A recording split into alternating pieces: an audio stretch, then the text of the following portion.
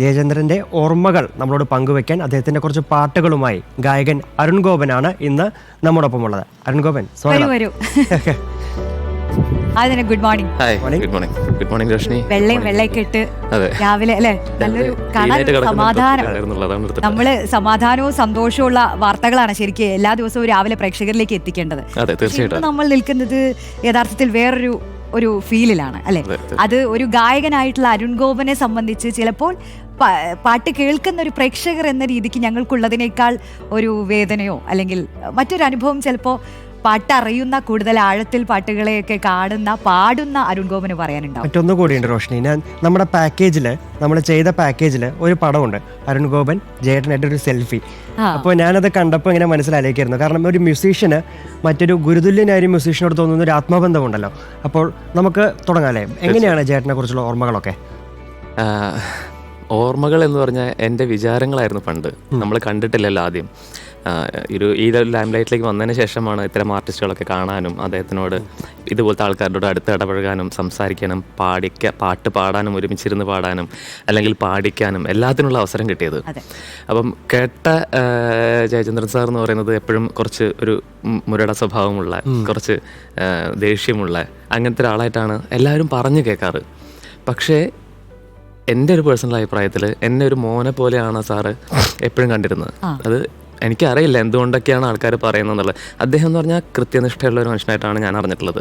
ഒരു സമയം നമ്മൾ റെക്കോർഡിങ്ങിന് പറഞ്ഞു കഴിഞ്ഞാൽ 8 മണിക്കാണ്, ഫൈൻ, 8 മണിക്ക് മുന്നേ പുള്ളി അല്ലെങ്കിൽ 8 മണിക്ക് എത്തിയിരിക്കും. അപ്പം അതിനുശേഷം എത്തുന്ന പല ആൾക്കാരോടും ഇത്രയും സീനിയർ ആയിട്ടുള്ള ഒരാൾ എന്തായാലും ഒരു ദേഷ്യം കാണിച്ചു എന്നിരിക്കും. സ്വാഭാവികമാണ്, വെറും സ്വാഭാവികമാണത്. അപ്പം നമ്മൾ സമയത്ത് എത്തുക, നമ്മൾ കാര്യമായിട്ട് അദ്ദേഹത്തിനെ റെസ്പെക്ട് ചെയ്തുകൊണ്ട് കണ്ടു കഴിഞ്ഞാൽ അദ്ദേഹത്തിന് തിരിച്ചും അതുപോലെ റെസ്പെക്ട് ഉള്ള ആളാണെന്ന് മനസ്സിലാക്കിയൊരു മനുഷ്യനാണ് ഞാൻ. മാത്രമല്ല അരുൺ, അതിനോട് കൂട്ടിച്ചേർത്ത് പറയാനുള്ളത്, താൻ എന്തുകൊണ്ട് ചില സമയങ്ങളിൽ ഇപ്പോൾ പലരും പി ജയചന്ദ്രനെ വിമർശിച്ച് നിഷേധിയായിട്ട്, പക്ഷേ എന്തുകൊണ്ട് അങ്ങനെ നിഷേധിയാവുന്നു, എന്തുകൊണ്ട് നിലപാടുകൾ പറയുന്നു എന്നുള്ളതൊക്കെ പി ജയചന്ദ്രൻ വ്യക്തമായി പറഞ്ഞിട്ടുണ്ട്. അദ്ദേഹം തുറന്നു പറയുന്ന ഒരാളാണ്.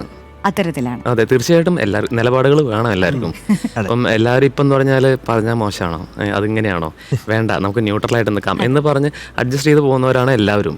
പക്ഷെ അദ്ദേഹത്തിനെ പോലെ കഴിവുള്ള ഇത്രയും സ്ട്രോങ് ആയിട്ടുള്ള ക്യാരക്ടറുള്ള ഒരാൾക്ക് അതിൻ്റെ ഒന്നും ആവശ്യമില്ല എന്നുള്ളത് തന്നെയാണ് സത്യം.